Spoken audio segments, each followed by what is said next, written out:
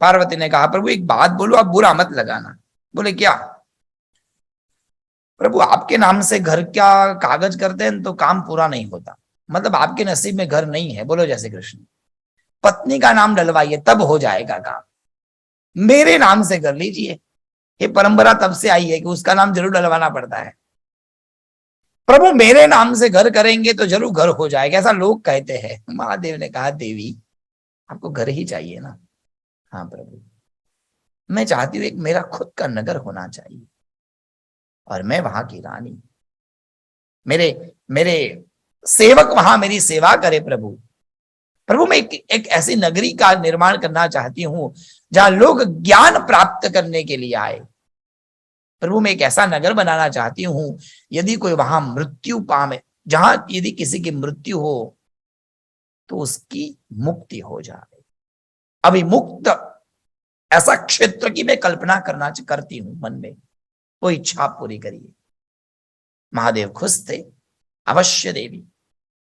हाथ में त्रिशूल लिया और ब्रह्मांड से उस त्रिशूल को फेंका और कहा कि जाओ देवी, ये त्रिशूल जहां पर गिरेगा वो जगह अत्यंत पवित्र जगह होगी और आप वहां पर जाकर नगर का निर्माण करना।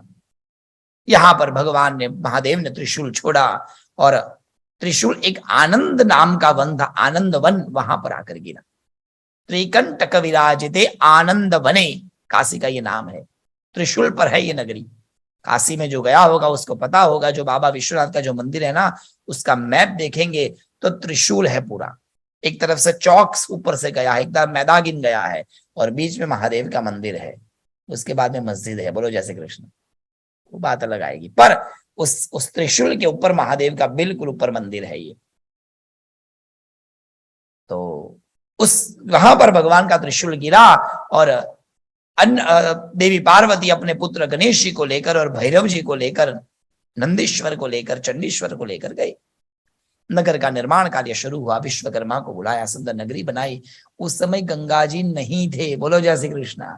केवल एक नदी हुआ करती थी जिसका नाम था वरुणा। वरुणा नदी के तट पर ये नगर का निर्माण हुआ। चारों तरफ सुंदर एक किला बनाया गया, अंदर एक महल बनाया गया। महल की मालकिन, महल की रानी थी देवी पार्वती। दरवाजे पर काल भैरव को कोतवाल बनाया गया। एक गणेश जी का भवन बना और एक महादेव जी के लिए भवन बनाया गया। पर व्यवस्था में इतनी देरी लग गई कि पार्वती माता अपने घर वाले को भूल गई। बोलो जय श्री कृष्णा। 6 महीने बीत गए ऐसा व्यवस्था करने में। इतनी व्यवस्था करने लगे उस काशी नगरी में, लोग आने लगे, घर बनाकर रहने लगे। नगर है, नगर वाले हैं, घर में रहने वाली मालकिन है, पर घर वाला नहीं है। वो तो कैलाश में जब तब में लगे।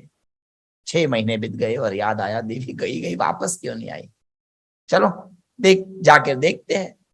और बोले बाबा अपनी मस्ती में जो आया वो कपड़ा पहन के निकल गए और रूप बदल लिया, साधु का रूप ले लिया। साहब बाबा जी बनकर आए, काशी के दरवाजे को खटकाया और वहां बाबा काल भैरव खड़े थे। कहां जा रहे हो भाई? बाबा ने कहा चाय से तो कितनी गर्म है ये, इतना जोर से आवाज। कौन हो? ये नगर का कोतवाल हूं, किसी की ताकत है बिना मेरी आज्ञा से यहां घुस पाए? हाँ जी हाँ। तो मुझे प्रवेश मिलेगा? बिल्कुल नहीं मिलेगा। महादेव ने कहा क्या बात है, क्यों? बोले हम हमारे मालकिन को पूछेंगे, नानी को पूछना पड़ेगा। देवी माता कहेगी तब आप इस घर में आ सकते हो। जाके पूछ के आओ।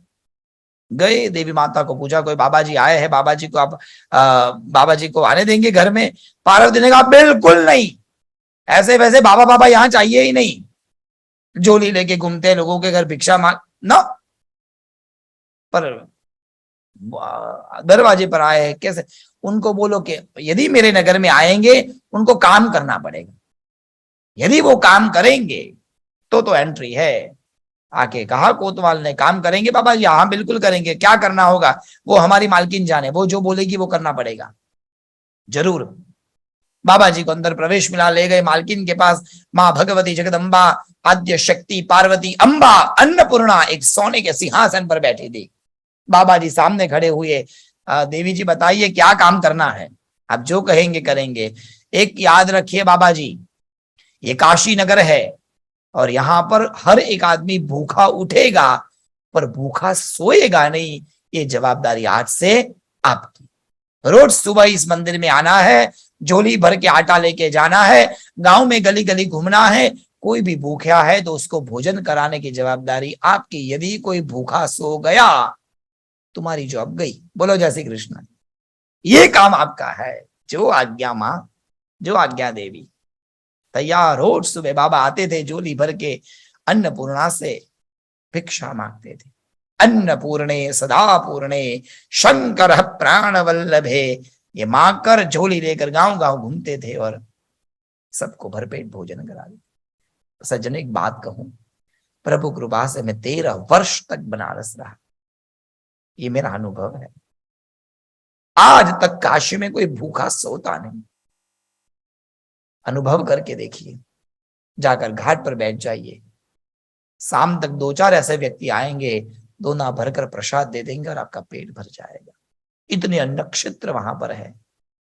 और छोड़िए, अन्नपूर्णा देवी का मंदिर ही स्वयं अन्न क्षेत्र है। कोई वहां भूखा नहीं है। अलग नगरी है वहां पर। बाबा जी का आशीर्वाद, बाबा सबको भोजन कराते थे। काफी समय बीत गया। एक दिन ऐसा हुआ, देवी को इच्छा हुई इनकी परीक्षा लेके देखी जाए, देखते हैं क्या होता है। परीक्षा लेने के लिए उन्होंने एक चींटी को लेकर एक डिब्बे में बंद करके कपड़े के बीच में उस डिब्बे को छुपा दिया। दिन भर महादेव बाबा घूमते रहे, भिक्षा देते रहे। सायंकाल हुआ, आए और कहा कि बाबा जी सबने भोजन कर लिया? बोले हाँ कर लिया देवी जी। कोई भूखा बिल्कुल नहीं। हरीश्वर और साम, बाबा ने कहा ना, कोई जीव भूखा नहीं है। पशु पक्षी कीट पतंग सबने खा लिया, ऐसा बाबा ने कहा। अच्छा, एक चींटी है, उसने सुबह से कुछ नहीं खाया। कहां है ऐसी चींटी? दासी को बुलाए, लाओ मेरे कबाट में से एक डिब्बी लेके आओ, दिखाओ। लेके आए, डिब्बी खोली तो चींटी बैठकर अंदर एक चावल का दाना खा रही थी। मैया ये तो चावल का दाना खा रही है, कहां से आया? बाबा के सामने देखा, ये कहां से? बाबा ने कहा जब आप सुबह उस चींटी को भर रहे थे ना, उस समय आपको छींक आई थी। हाँ, तो आपके मस्तक में जो दाना था ना, वो उसमें गिर गया था।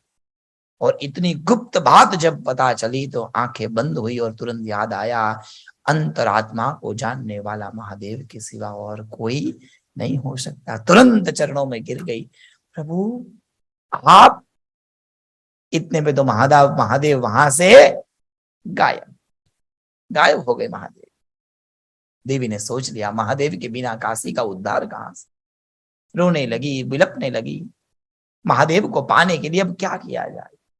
तब उनको याद आया, जब हमारा विवाह नहीं हुआ था, जब मैं पिता के घर थी, तब मैंने कई शिवलिंग बनाकर पूजा की थी और मैंने महादेव को प्रसन्न किया था। आज से फिर से वो अनुष्ठान करती हूँ। फिर मां पार्वती ने 1 करोड़ शिवलिंग बनाए साहब। एक शिवलिंग बनाकर वरुणा नदी में प्रवाहित करने लगी, वरुणा नदी में समर्पित करने लगी। करते करते 1 लाख शिवलिंग हुए और महादेव प्रसन्न हुए।